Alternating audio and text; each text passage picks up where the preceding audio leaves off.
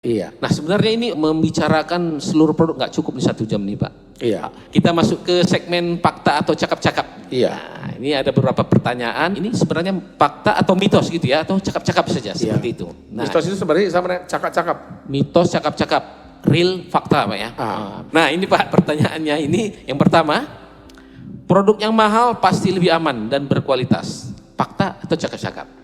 Cakap-cakap Pak. Cakap-cakap ya. Ya cakap-cakap ya Sobat BPOM, karena harga bukan satu-satunya ukuran keamanan. Konsumen harus melihat secara teliti label yang ada pada produk tersebut dengan melihat cekliknya. Jadi harga terkadang mahal karena apa? Ya karena promosi, Iya, karena brand promosi. yang sudah lama. Bahan bakunya lebih bagus. Ya gitu ya. Iya. Tetapi juga kita tidak bisa menafikan ada harga, ada rupa. Kualitas gitu Ya kan begitu. iya. Itu juga tidak bisa dinafikan ke situ. Tetapi sekali lagi itu bukan menjadi ukuran satu-satunya. Baik, berikutnya Pak. Produk yang sedang viral dan banyak digunakan sudah pasti memiliki izin edarkah? Cakap-cakap Pak. Cakap-cakap ya. Atau mitos Pak. Yang viral terutama misalnya di media sosial gitu ya. Belum tentu ada izin BPOM ya. Kadang-kadang kan viral itu apalagi sekarang bisa dikamuflase. Ya kan? Saya dikamuflase Pak, bisa punya rambut saya Pak. Iya, iya. Kalau saya jualan produk bisa menumbuhkan rambut, mungkin orang-orang seperti saya akan percaya Pak, bisa viral Pak. Kan gitu. Iya. Nah, yang wajah hari ini dengan filter gitu ya, iklannya gitu viral, realnya kan belum tentu begitu Pak. Iya. Iya, jadi yang viral belum tentu. Iya. Jadi sesuaikan dengan kebutuhan kita. Iya, iya. Ya, jangan percaya kata orang, percayalah kata BPOM. Iya. Ya, pastikan bukan kata orang, tapi kata BPOM. Kata BPOM. Ya, Baik. sekalipun nggak viral, tapi BPOM bilang ini sudah aman melalui registrasi izin edar dan sebagainya, itu dipastikan udah punya izin edar, aman untuk digunakan. Walaupun jumlah like dan komen yang baik-baik itu tinggi Pak ya, belum tentu. Belum itu bisa tentu. aja sewa buzzer gitu. Bisa Pak, segala Bisa, kemungkinan iya. bisa Pak. Dan ya realitanya kan banyak yang begitu. Baik Pak, cukup menarik ini. Iya. Kemudian ini, produk yang berbahan alami pasti aman dan tidak memiliki efek samping. Ini memang menarik ya untuk didalami, tapi dapat dipastikan tidak selalu. Tidak selalu Pak ya. Ya, produk yang berbahan alami tetap harus digunakan sesuai dengan kebutuhan dan sesuai dengan aturan penggunaannya.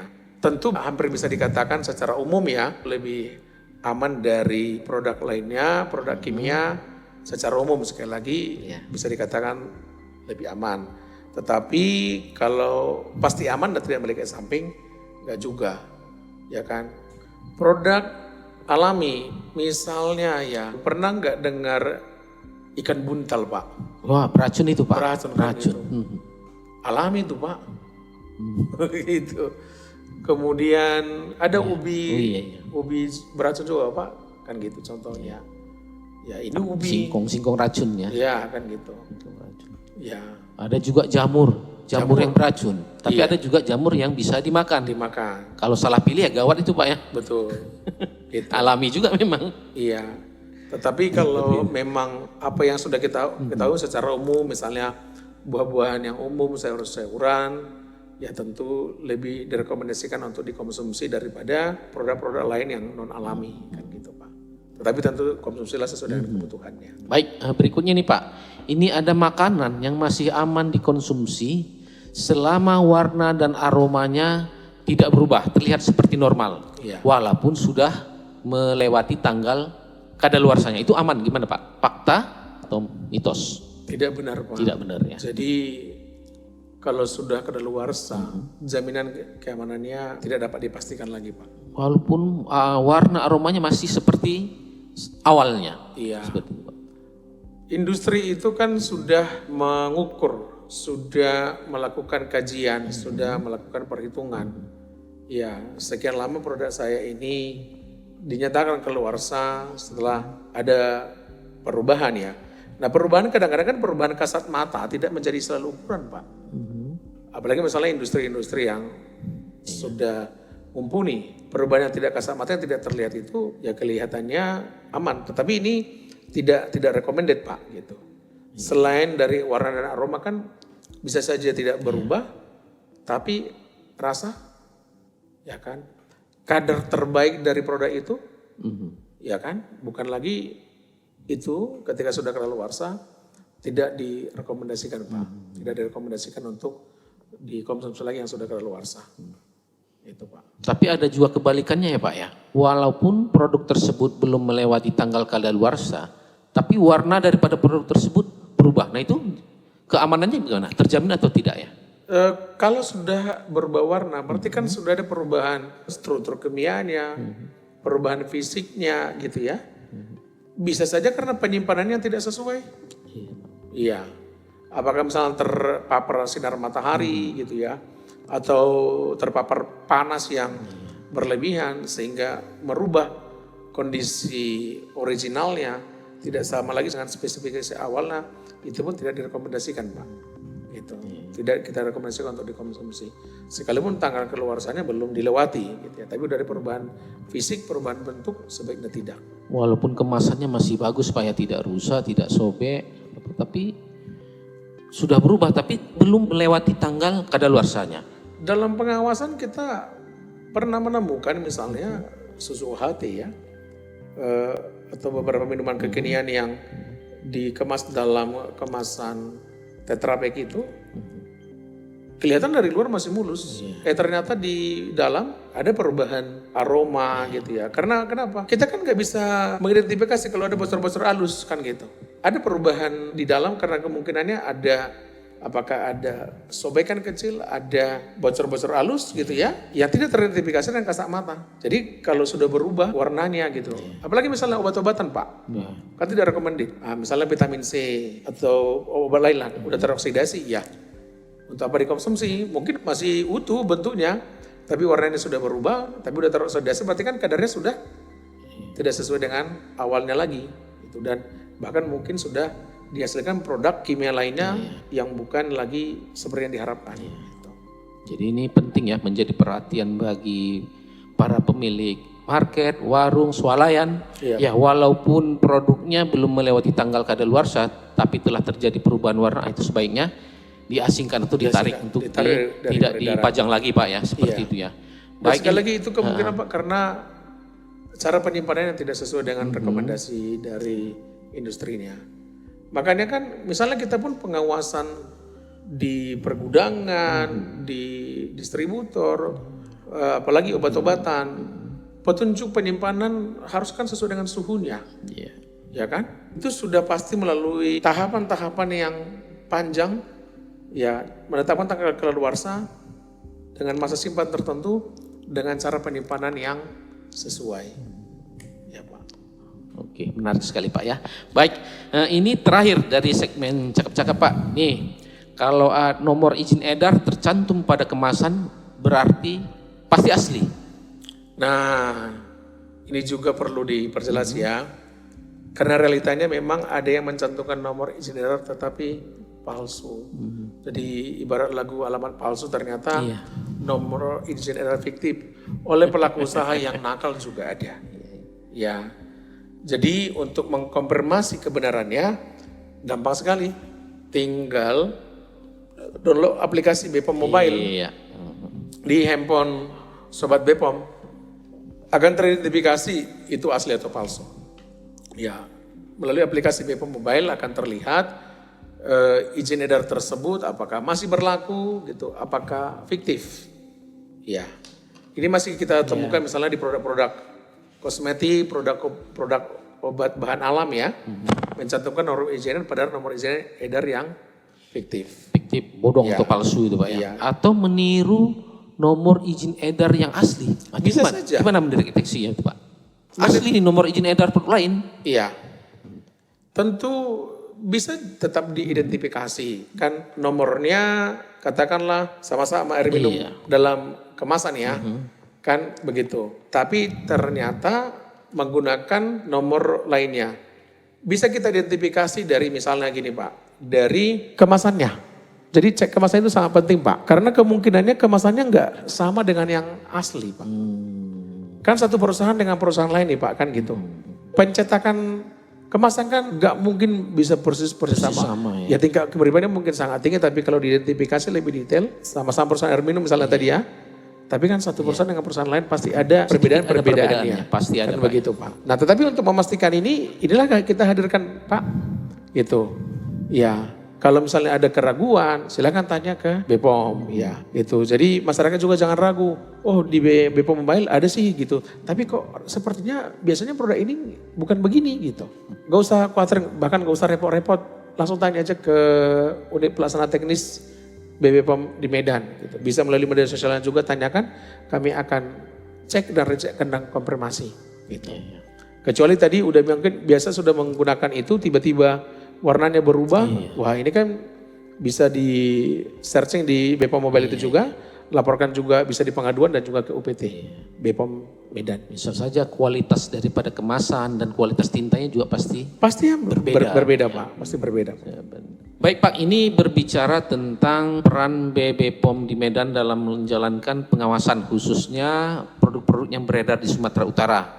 Nah, seperti kita ketahui bahwa di Sumatera Utara ini setelah memiliki 4 unit ya, 4 UPT Pak ya. UPT Pak. Balai Besar POM di Medan, ada Balai POM di Tanjung Balai, Balai Toba, kemudian yang baru buka ya di Nias, Gunung Sitoli. Nah, jumlah masyarakat di Sumatera Utara itu lebih kurang 13 juta penduduk. Iya. Nah, seperti Bapak sampaikan di awal tadi, yang produk yang digunakan oleh masyarakat dari pagi sampai sore atau malam, kemudian dari anak-anak sampai dengan kakek-kakek gitu ya. Iya. Jadi bagaimana koordinasi kita dengan lintas sektoral terkait dalam hal pengawasan obat dan makanan. Tentunya kita ya nggak sanggup kalau BPOM sendiri Pak ya, karena keterbatasan dari sumber daya manusia. Itu bagaimana Pak sistem pengawasan yang dilakukan?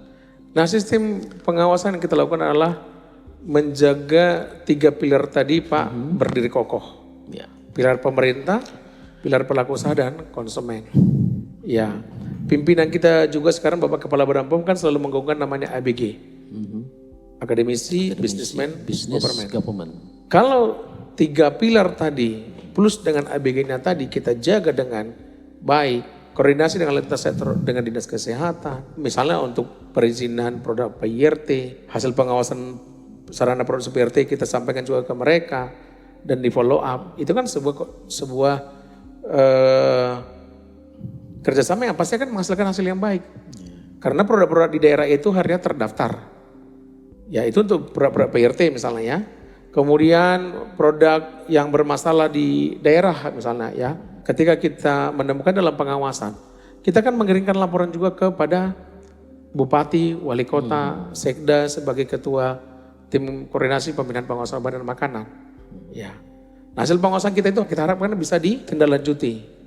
Nah, Impres 3 tahun 2017 mengamanatkan kan peningkatan efektivitas pengawasan obat dan makanan. Ini yang intens kita lakukan. Nah, termasuk pengawalan dana dan alokasi khusus non fisik BPOM, pengawasan apotek, pengawasan PIRT. Nah, ini koordinasi yang terus menerus kita lakukan. Termasuk juga kita bekerja sama dengan penegak hukum, unsur-unsur CJS. Ketika ada pelanggaran pidana, tentu kita akan memberikan tindakan yang tegas dengan pasal-pasal yang sesuai dengan hal tersebut untuk memberikan keamanan kepada masyarakat bahwa produk yang mereka beli, konsumsi itu aman. Dan juga memberikan rasa adil kepada pelaku usaha yang lain bahwa yang tidak sesuai aturan, sudah dilakukan pembinaan, pendampingan dan sebagainya, ya tidak diindahkan maka sanksi tegas juga diberikan. Unsur-unsur CJS, ya kepolisian, kejaksaan ini sangat mendukung kita dalam melaksanakan upaya-upaya tersebut. Ya, bahkan dengan pihak sekolah-sekolah, pasar, ya kan, dengan desa melalui program pengawalan jajanan sekolah, pembudayaan pangan jajanan aman, ya gerakan keamanan pangan desa. Ya, kemudian pasar pangan aman berbasis komunitas. Ini kan bentuk sinergi. Kalau misalnya pasar kita intervensi, dari pasar itu berapa persen? Mungkin 50% kebutuhan orang dari pasar tradisional ini. Bahkan mungkin lebih ya. Kalau bahan makanan yang dibeli di pasar itu aman, berarti kan produk yang ada di masyarakat itu aman. Nah, intervensi-intervensi kerjasama-kerjasama ini yang kita lakukan supaya kita bisa mengawasi dengan lebih efektif bersama dengan UPT-UPT lainnya di Sumatera Utara. Jadi sehingga pengawasannya terpadu gitu Pak ya, dari hulu ke hilir sudah terjamin. Nah ada juga anggapan masyarakat bahwa semua yang namanya makanan bila terjadi sesuatu atau hal-hal yang aneh tentu adalah tanggung jawab BPOM. Nah, itu sebenarnya benar atau tidak Pak ya? Ada mendengar kita isu kemarin, isu telur sintetis katanya. Ada beras terbuat dari plastik. Itu apakah sebenarnya itu fungsi peranan pengawasan dari BPOM saja? Itu gimana Pak? Iya, ya namanya makanan memang pasti ada korelasinya dengan kita. Tetapi kan tugas teknis masing-masing sudah diatur oleh negara. Ya, misalnya kalau pangan segar, asal tumbuhan, ya ada dinas pertanian sebagai bagian gitu ya. Atau perbencantaan dari Kementerian Pertanian. Kalau produknya hasil olahan atau ternak itu ya, berarti kan ada dinas peternakan di sana. Ya ikan ada dinas perikanan yang sudah mengatur hal tersebut. Tetapi kalau produk-produk segar tadi diolah menjadi pangan olahan, ya, atau misalnya hasil perkebunan gitu ya, yang dikelola atau dibina oleh dan diawasi oleh dinas perkebunan, kemudian diolah menjadi obat bahan alam, ya tentu menjadi wilayah kita. Nah, from farm to table, iya. Sudah ada pengaturan tugas-tugas yang terkait satu dengan yang lainnya. Ya, tetapi ada juga pemisahan yang jelas satu dengan yang lainnya. Bapak tadi tanya misalnya telur, ya kalau telurnya masih telur sintesis katanya. Segar di dalam artian bahwa memang telur seperti yang bisa kita beli di pasar gitu ya, yang masih mentah tentu bukan ranahnya kita. Ya kan?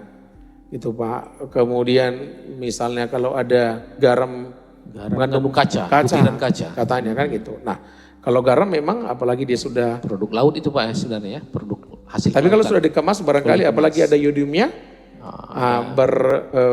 terfortifikasi berarti kan sudah menjadi wilayah kita. Jadi ada pembagian tugas yang sudah jelas satu dengan lain dalam rangkaian from farm to table tadi, tetapi juga ada keterkaitan satu dengan yang lainnya. Ya terpisah tapi nggak bisa dipisahkan Pak, kan gitu. Iya. Tapi ya nggak salah juga lah, masyarakat kan berhak untuk mendapatkan informasi. Betul walaupun sekali. Ada pengaduan ataupun informasi yang masuk ke BPOM, tetap kita layani Pak ya. Tetap kita layani. Seperti beberapa waktu lalu kan ada pengaduan tentang beras yang mungkin diduga ada mengandung bahan lain kan itu. Dari salah satu lembaga masyarakat kan waktu itu. Tetap kan kita layani. Ya memang kita katakan beras ini bukan wilayah pengawasan kita. Nah kami hubungkan dengan dinas pertanian atau dinas perdagangan ya. Karena sudah terkemas seperti itu. Kita arahkan ke sana, kita carikan nomor kontak yang bisa dihubungi. Bukan ujuk-ujuk, ya itu bukan urusan saya, silakan cari sendiri. Bukan seperti itu. Iya. Jadi kalau bahan atau produk yang masih bahan berupa segar, nah itu wewenangnya instansi terkait Pak ya. Kalau tanaman tumbuhan itu dinas pertanian, kalau produk laut atau perikanan itu ke dinas perikanan dan kelautan seperti itu. Ya. Nah baik Pak, ini penutup Pak ya. Nggak terasa kita sebagai penutup ini. Apa pesan BPOM di Medan kepada konsumen dan pelaku usaha dalam memperingati Hari Kemerdekaan? Baik, dalam memperingati Hari Kemerdekaan, Sobat BPOM yang merupakan pelaku usaha, kami mendukung usaha Bapak Ibu semakin maju. Iya, jangan merasa terjajah untuk melakukan usahanya. Maka bagi Bapak Ibu pelaku usaha yang baru belum tahu tata cara perizinan misalnya, jangan khawatir, kami punya program Andaliman namanya. Aksi nyata dampingi dan peduli UMKM. Kita akan dampingi supaya produknya bisa didaftarkan sampai tuntas. Dan pendampingan ini, ingat ya, pendampingan ini semua free, gratis. Sehingga produk Bapak Ibu nanti terdaftar di BPOM, dan gak perlu sembunyi-sembunyi jualan. Ya kan? Gak perlu lagi, wah ini gimana nanti produk saya. Kalau sebenarnya kan masih terjajah itu Pak. Iya. Belum bebas Pak. Belum bebas kan gitu Pak. Gitu. Dan kami punya peran untuk membantu Bapak Ibu pelaku usaha yang masih baru. Nah kalau yang sudah lama, teruslah bertanggung jawab dengan izin yang sudah diberikan. Apakah NIB, nomor induk berusaha, apakah itu izin edar, apakah CPKB. Teruslah pertanggungjawabkan, teruslah berkomitmen memegang itu. Supaya jangan terintimidasi kalau nanti kan melanggar izinnya sudah mati, produknya kualitasnya diturunkan. Sebenarnya kan itu pasti ada ketakutan Pak. Iya, iya. Itu kan sebenarnya terjajah Pak. Ini kapan nggak ketangkap aja kan gitu kan? Kapan nggak ketahuan kan gitu?